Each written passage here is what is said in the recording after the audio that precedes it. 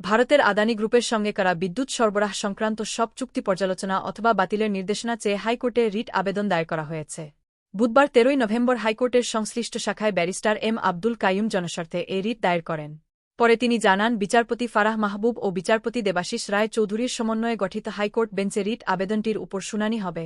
এর আগে গত ৬ নভেম্বর বিদ্যুৎ সরবরাহ সংক্রান্ত ভারতের আদানি গ্রুপের সঙ্গে সব চুক্তি বাতিল চেয়ে সরকারকে আইনি নোটিশ পাঠানো হয়। নোটিশে বলা হয়েছিল, অবিলম্বে অন্যান্য একতরফা চুক্তি পুনর্বিবেচনা অথবা পুরোটাই বাতিল করতে হবে। ৩ দিনের মধ্যে চুক্তি পুনর্বিবেচনার কার্যক্রম শুরু না করলে হাইকোর্টে রিট করবেন বলেও জানান সংশ্লিষ্ট আইনজীবী।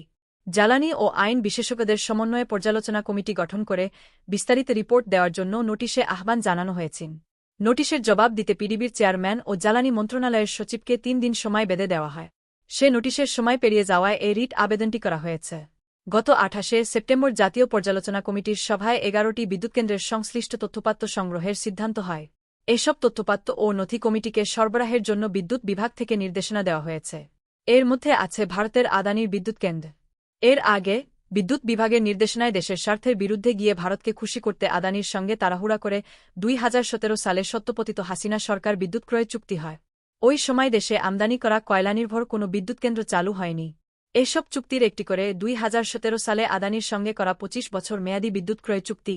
ভারতের পূর্বাঞ্চলীয় রাজ্য ঝাড়খণ্ডে আদানির ১,৬০০ মেগাওয়াটের বিদ্যুৎকেন্দ্র থেকে মূলত বাংলাদেশে বিদ্যুৎ সরবরাহ করা হচ্ছে।